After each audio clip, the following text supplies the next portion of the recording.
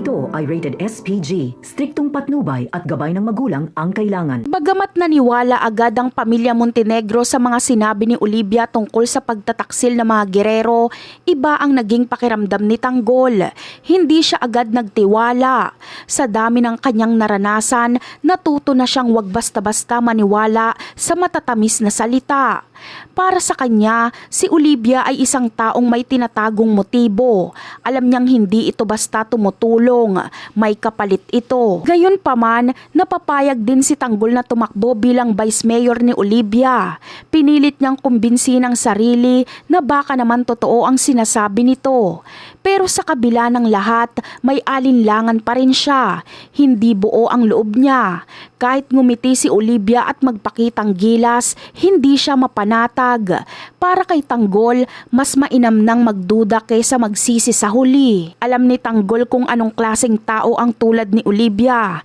Nakita niya na ang ganitong ugali noon. Yung mabait sa una pero may balak palang masama. Kaya't pinangako niya sa sarili na babantayan ang bawat kilos nito. Hindi siya papayag na basta na lang magamit o maloko. Kung may itinatago man si Olivia, tiyak na mabubuking niya din ito. Sa paglipas ng mga araw, tahimik lang si Tanggol. Pagmamasdan niya si Olivia sa bawat galaw nito. Kahit simpleng usapan o galaw ng mata, pinansin niya. Hindi siya nagpakita ng hinala. Pero sa loob-loob niya, alerto siya palagi.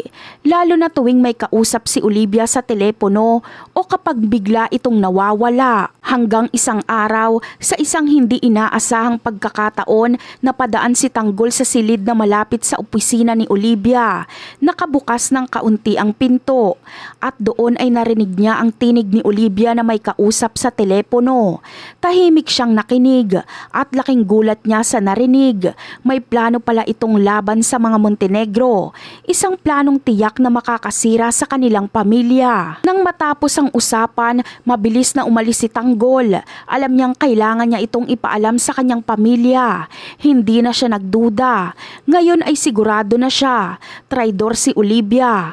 At bago pa man makapagsimula ng gulo si Olivia, ay gagawa na siya ng paraan para pigilan ito. Hindi niya hayaang masira ang pamilya na muli niyang nabuo.